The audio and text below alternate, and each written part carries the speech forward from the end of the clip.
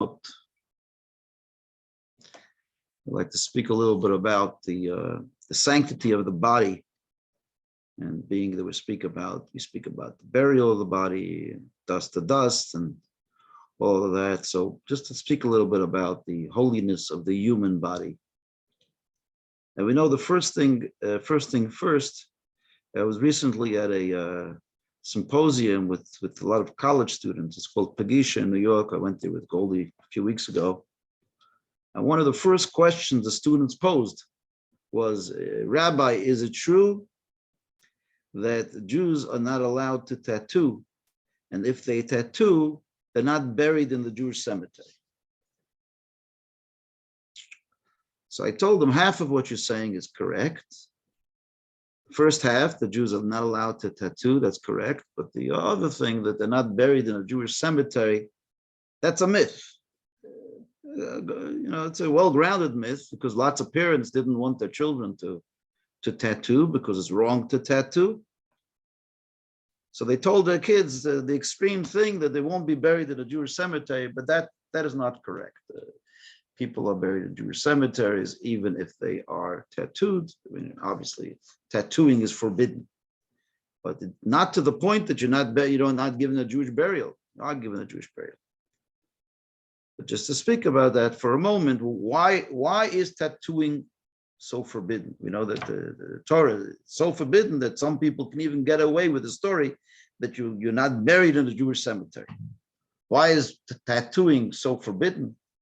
And because it says clearly in the Torah, it says you're not allowed to make a tattoo on the human body. And why is that the case? Because we know that the human body, although we are responsible for our body, but the body ultimately belongs to God. The body is a vessel to the soul, which God gave us.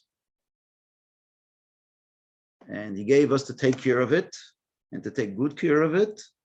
And we should do good exercise. And there's a mitzvah, the Torah, to take care of your body. V'shamarta ma'od. You have to watch your body very, very carefully. But the key over here is to watch the body, to watch it, to protect it, to guard it. We are like guardians for the body. We are like when you give someone to watch your object, and they're the custodian of the object. They take care of it, but not more than that. They're not owners of that object. They're just watching it for you. When you go away on a trip, you give your dog to someone, take care of it. Doesn't mean they own the dog. It means they're watching your dog for you. You come back, they can't say, oh, it's my dog. No, it's not your dog. It was my dog. I gave it to you to watch on the trip. Please return the dog to me. Right? Or you give someone your car when you go away on a trip. You say, please be the custodian. Take care of it. You'll be the bailee. You're going to watch it for me. You come back, they say, oh, it belongs to me. That doesn't work that way. That's just, you're a good custodian. Now your job is up. Please return it back to me. So there's no ownership that's transferred when you ask someone to watch something for you. Almost the same way now, when many Jews are fleeing from Ukraine because of the situation there, and they'll come back in a couple of months, in a couple of years, whatever it is, right? And they're going to claim their home. So they're going to say, someone's going to say, well, you know, doesn't belong to you. When you left it for us. No, I didn't leave it for you. I had to leave it. The ownership is mine. Here is the contract that it belongs to me. So when you come back, the Jews that come back to the Ukraine, they should be able to receive back the property. If they have a contract, if they have ownership, it belongs to them. You know, there were many Jews that came back after World War II because their properties. And they found that it was inhabited by the local people. They came back, and the people wanted to kill them. You know? And it became very dangerous. And there was a city in Kelts where there was a whole pogrom for the Jews that came back. They murdered the Jews that came back because they wanted to reclaim their former properties. The Jews gave up on it, and they didn't continue with that route. Well, they tell the story of one smart Jew that came back to his property, came back, and then the guy says, "It's not your property. You have no rights for it." So the Jew says, "No, I'm not interested in the property. I don't want, but I have a treasure buried in one of the walls, a lot of gold and silver and everything, and I just want that treasure." So, anyways, the next day he comes back and he sees the whole house is plowed down. The whole house was totally destroyed because the inhabitants of the house, they thought they will find the gold and the silver in the walls. It's just a smart Jew who came up with a scheme. He says, if I'm not going to get the house, they won't get the house either. And so they self-destructed the home. But when we go to sleep, we give our body to, Hashem, our soul to Hashem, Hashem makes our soul. But the body that we have in our life, Hashem says, I am giving it to you. You're a custodian of the body. But we don't have definitive ownership of the body. It's like Hashem gives us something which is very holy. He tells us, take good care of it. Do exercise with it. Make sure you're healthy. Make sure you make no damage to the body. Make sure there's no holes in the body, right? You have to take care of it. My Baba used to tell me always how important it is to take care of the body. He said, because Aklein Lechel and Guf is Agreser Lachel and Shama. She quoted the Mittel Rebbe. It's actually the last thing she told me before she died. I was in the room with her alone. She was already in a delirious state, my grandmother. And she says, vergesst, she tells me, don't forget my grandson. Zaydo used to tell me, her husband used to tell her always that a small hole in the body is a big hole in the soul. So how important it is to take care of the body as well as the soul. But the body needs to be taken care of. That's a big, big mitzvah that we have to make sure the body's in good state. But at the same time, that doesn't give us ownership of it. We're just custodians. People think that they own the body. So we can't really make any changes to the body. Let's put it that way.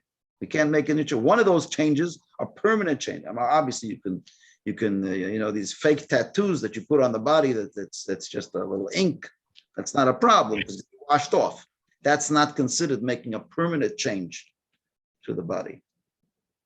But tattooing is a permanent change to the body, and therefore it is in contravention with the concept that we believe that the body belongs to Hashem. When Adam and Eve was created, he said, let us make man in our image. And so God created man and woman in the image of God. So the body is God's handiwork. It's almost like his Sefer Torah that he makes the Torah, right? So he forms the body out of the dust of the earth, but it's God's creation, and he gives it to us to take care of it. But it's important is that it's created in the image of God. In many previous classes, we spoke about why the body is in a certain shape and why we look in a certain way. Why does everyone have 2 eyes and 1 nose, 1 mouth, 2 ears? And why are there 248 limbs of the body? And why are there 365 blood vessels in the body? And we say that they all reflect a divine reality. So when it says we are created in the image of God, it doesn't just mean that we're God-like, but also it means that there is a counterpart, a spiritual counterpart to every physical part of the body, which is very important to know, because then when one of the parts of the body gets sick, if we can find out what spiritual counterpart it's connected to, if we could strengthen that spiritual counterpart, that is a way to have holistic healing and to heal parts of our body if we know what spiritual thing will strengthen that bodily part, because every part of the body is an evolution. It devolves from a divine reality. And in many places of the Kabbalah, it says that 248 limbs is connected to 248 mitzvot. There are 248 positive mitzvahs. And the 365 negative commandments correspond to 365 blood vessels. So all the commandments of God are tied in again with that spiritual DNA that we have. So, but the spiritual DNA devolves into a physical DNA, which is the human body. Wow. So every human part of the body has a spiritual counterpart that's connected to it. So the body is powerful. It's a great entity. It's a great spiritual entity that we have. This body of ours, right? And it's very, very important to be aware of that. So when the kids come and ask you, can we do tattoos on our body? The answer, the Torah says unequivocally, no, you can't tattoo your body because it's not your body, it's not yours. You can't, damage your body. You can't even something as simple as plastic surgery. Okay, the question is, can you manipulate your body, change it from the way God gave you the body? So obviously, if it's for health reasons, if something you need to fix something because there's health concerns and it can be fixed through plastic surgery, of course that needs to be done, because we know that health overrides everything. That's the overriding factor. So the body can be manipulated if that's needed for health. But what about if it's for cosmetic purposes? Can you manipulate the body? Can you change the body for cosmetic purposes? And so it's not so simple, because remember we say the Jewish concept is the body doesn't belong to us, it belongs to Hashem.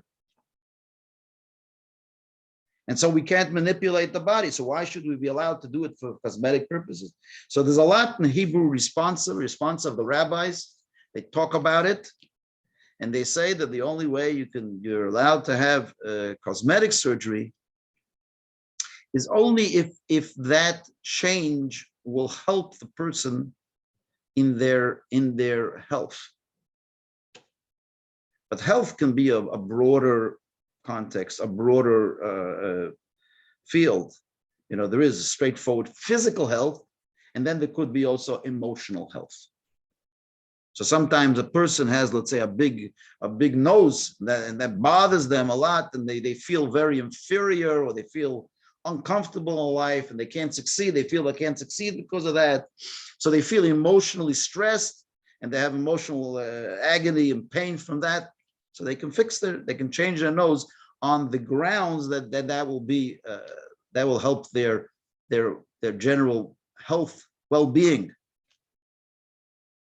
You get that, or any other bodily part that they're agonized by, because the way it's created, that even though we should really get over it and realize the physical is not as important as the spiritual, and we should say, okay, the body Hashem gave us, I'll deal with it.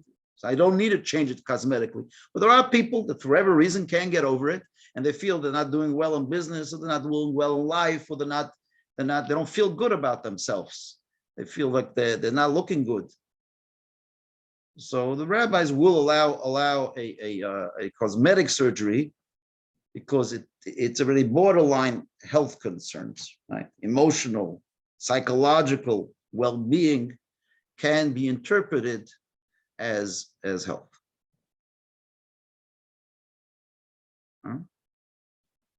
And this really goes into many, many areas, which I don't even want to go into the whole year, but just to mention a few. One of them is, for instance, is the area of abortion, which I know is a very, very hot subject. And so Judaism, unlike many other religions, does allow abortion in certain cases where the mother's life is in danger. So for health concerns or for life and death concerns, abortion is allowed. But many times you hear the argument that people say, well, it's my body. The body belongs to me and no one's going to tell me what to do with my body. Well, that might be true. Maybe there shouldn't be government intervention telling you what to do with your body. But from a religious perspective, that means from yourself, we don't believe that our body belongs to us. We believe that the body is a gift to us from God, and we are the custodians of our body, which throws a completely different spin on it. So you can't say, well, just my body, I could decide to end anything that's growing in my body. I could decide to end at any particular date. It's not correct. It doesn't belong to you. It belongs to Hashem. Yes, Jewish law says that if the fetus is putting the mother's life in danger, the mother's life overrides the fetus. And there might also be some arguments in certain cases where it might be dangerous to the mother's, not just her life and death, but maybe her long-term health. Or maybe she's very weak psychologically. So she might have a lot of stress, and another child could really hurt her if she is a person who is very, very fragile that way. There might be grounds for that, because that falls into the category of health. But the argument that just it belongs to me, the body, that's not a Jewish argument. That's not a Jewish religious argument. Let's put it that way. And so we don't believe, because we don't believe the body belongs to us. Same thing is also regarding another explosive area, is about whether we can give up parts of our body for other people. And that's the famous argument about organ transplants, which falls into the same question, is do we have a right to give parts of our body for someone else's life, to give up those parts? And generally, halacha says that the body, again, we are custodians of the body. So if it's to save someone's life, you're allowed to give a part of your body. So if you see someone's dying and they need a kidney, and you have a spare kidney, of course, not only are you allowed to, it's actually a mitzvah to give that part of your body to save someone's life. But then if it's for other purposes, you wouldn't be allowed. What would be other purposes, which is not to save a life that's immediate? In Jewish law, it's just for scientific study for the future. So even though there's long-term health benefits, the halacha says no, you don't have a right to give up a part of your body, only if it is to save a life today. So to give up a part of your body to save today, that's fine. But if it's something just a futuristic sort of studying, it might be a noble cause, but it's not enough to meet the litmus test for allowing to give up parts of your body. Now, look, it's a big subject. All these subjects I'm touching on are very big, but they all tie into that one important theme. Is it our body or is it God's body? That's the whole question. And the same question, the same issue reflects now and goes from all about the abortions, to the organ donors, and to tattooing, and to doing anything with our body, or to making operations on our body to beautify it, cosmetic surgery.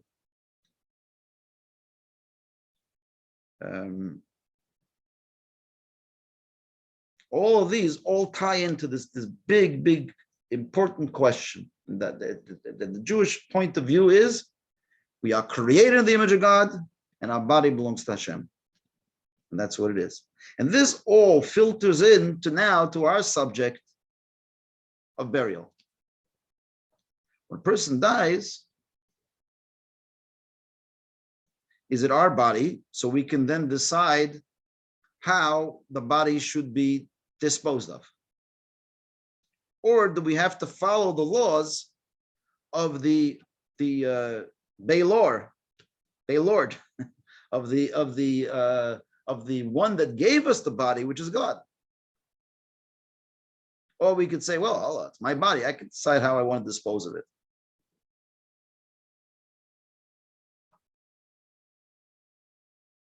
And there are many people that say it's my body. I can decide I want to cremate the body.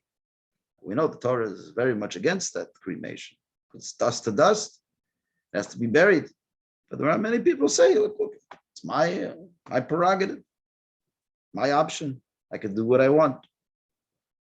Yeah. Over the years, I've had many people come to me and say, Rabbi, my will, I have that I want to be cremated. I had quite recently, there was a guy that came to me and said he wants to be cremated, doesn't want to be buried. I told him the Torah says you're supposed to be buried, dust to dust, and that's the way to go. He says, Rabbi, I have great fears. I'm very, very scared. I have a lot of fear. I said, what's the fear? He says, I fear, that sometimes after they bury you, maybe I'll still be alive. And then I'll wake up on the ground and I'll try to get out and I won't be able to get out of the casket. I'll be already buried underneath the ground. So he says, Rabbi, I have a fear, a tremendous fear of being cremated, of being buried. So that's why I want to be cremated. So I said to the guy, between me and you, I said, I understand where you're coming from. You have this fear of what's going to happen afterwards. But I said, if I were you, I'd be more afraid of waking up on the conveyor belt on the way into the cremation than waking up on the ground. If you wake up on the conveyor belt where they're putting you into the fire, into the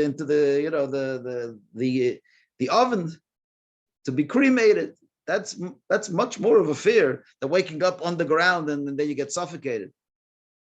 Anyways, he listened to me. He said, Rabbi, it makes a lot of sense. He says, okay. He changed his will. But this is, this is a story. And that I gave him a practical reason. But the real reason is nothing to do with fears or anything like that. The reason is because it's interesting that a Torah scroll, right? That when the Torah scroll is not used anymore, and it's in disrepair. What do we do with the Torah scroll? We don't burn the Torah, we bury it. Why? Why do we bury it? I mean, that's the law, but also because how could you go with your hands and destroy something which is divine, which is holy, and burn it, even though you're not using it anymore? But to burn it, that's disrespectful. To do an act of destruction, if it belongs to God, you just leave it and let it go back to the natural place that it came from. We don't have a right. It's like when you have holy books in your house, and Allah throw it in the garbage. That's a desecration.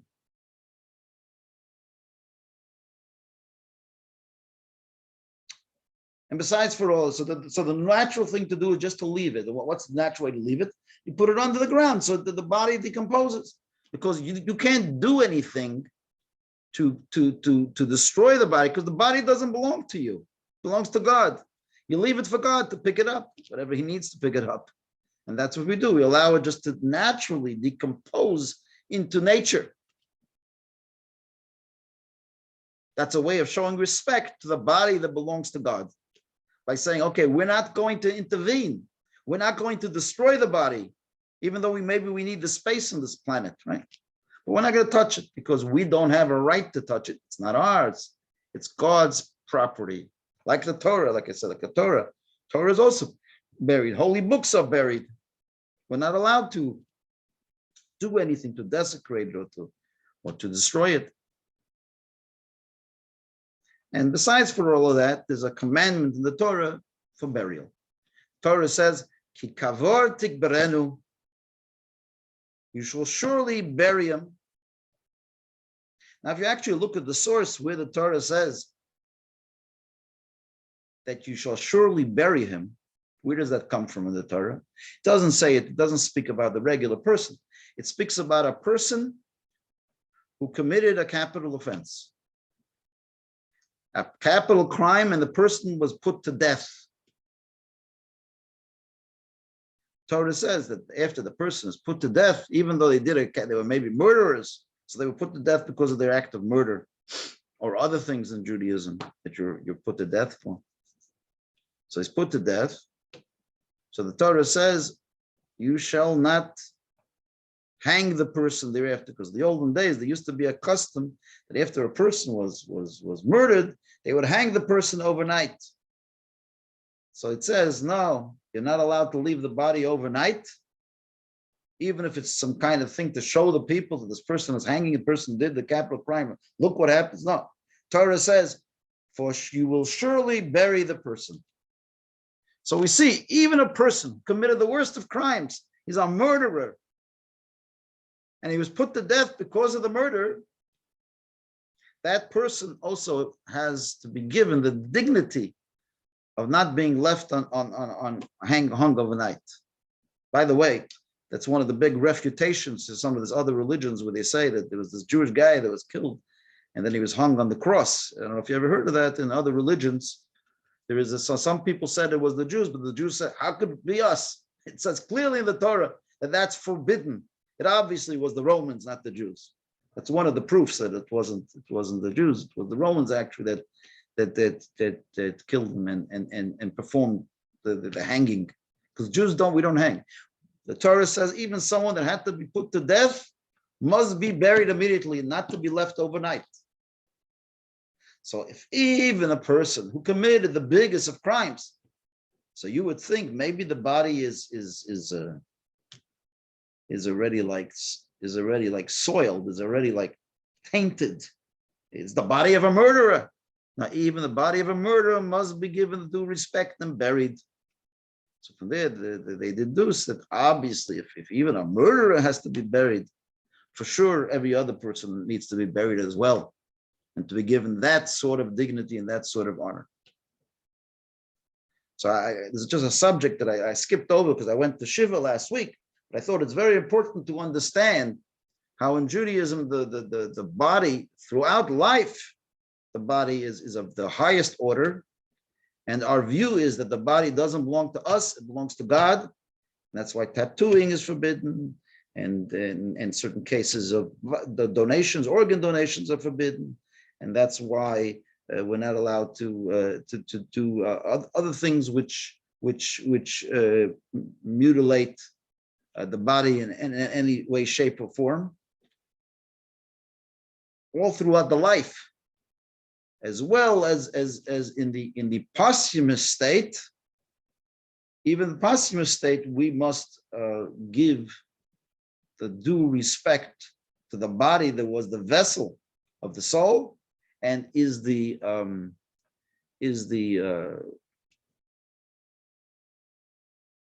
created in the image of God. It's God's handiwork. So we have to treat it as such. There's also the significance that we believe that as Jews, we also believe in the revival of the dead. And so one of the things about the revival of the dead is that God will rebuild the body from existing from the remains. So if there are no remains, it creates a problem for God, so to speak, of how to rebuild the body. We know about the loose bone and other things which remain in the burial state. Saying God rebuilds the body from that. So that's another Jewish belief, and that's why also it's very important that person gets a burial and is not chas v'shalom cremated. Okay, so I'm just giving you the full picture of the body and how much we have to respect it, both in the living state and the posthumous state, because it is a gift from Hashem.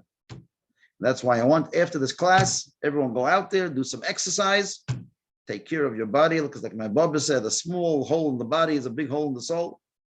Go out there, do some exercise, fresh air, take care of your body, take all the medicines the doctor told you to take for your body, and make sure not to be neglectful.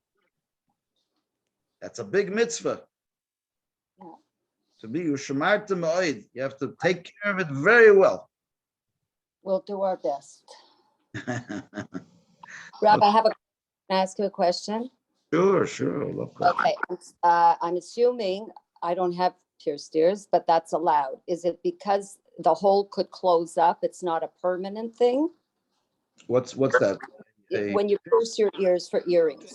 So things, like I said, things which are done, which don't really alter the body in any serious way. Piercing doesn't really alter the body in a serious way. And it's to beautify the body.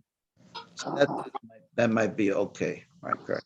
maybe okay. It's not a permanent alteration. It also No, because they can close up if you close want up also afterwards, right? So it's not permanent. Yeah. And we see that piercing of ears and noses and things like that, it goes back to biblical days. And nowhere does the Torah say that that's forbidden. So obviously, from the history of the Jewish people, we see that piercing is fine. Piercing Okay. yeah. Thank you. Okay. Anybody else have questions? Rabbi, may I share with you? When my father-in-law, Ivan's father, came from concentration camp, Yeah. what happened when the Germans were coming and they were gathering the Jews, he knew he cannot escape, but he decided to bury in the garden. Those are the Shabbat candle holders and some other things. He buried them in the soil. Right. When he came back after 3 years, as you were mentioning earlier, the house was taken by somebody else. But he was trying in the garden to find his treasures, Right. everything that he used. And he couldn't find it. So week after week, he tried. And suddenly, after about a month, suddenly when he was using the hoe, he reached for this. And here you have, I don't know if you can see it, the mark on I it. can see it. Yeah. That's like a dent. A dent Yeah. on My mother-in-law wanted to have it fixed, and he said, no, this is a proof that it survived 3 years or 4 years in the soil. A credible story, and you have the proof. The proof. Yes. Wow. Beautiful. Beautiful. Thank you. They should these candles sticks should be in the family for many years to come, to see the perseverance and dedication of your family members to overcome all adversity. Yes. Beautiful. Yeah. Baruch Hashem. No, Hashem should bless. Bless. Anybody else after that? I don't know if there's anything to add. Any other questions? Okay. Thank you, Rabbi. Okay, guys. We'll see you. Have a good Shabbos. Enjoy. Shabbos. Don't forget tomorrow night. Tomorrow night is at 5:10 p.m. We have a Shabbos, pre-Shabbos. And the next week it's going to move to 6 o'clock because we changed the clock. Okay. Take care. Have a good day. Rabbi, one quick question. Next Thursday is Purim. Yeah. Are we having a shiur or skip it? For next week. Yeah, we're gonna skip for next week. It's smack in the middle. Okay. So we'll take a break next week and we'll resume the following week. Thank you so much for that, Helga. And also today, by the way, is according to many the birthday and the yahrzeit of Moshe Rabbeinu, of Moses. So on the 7th of Adar, Adar Beis, Hashem should bless his soul. It should be a great blessing for all of us. Okay. Amen. Amen.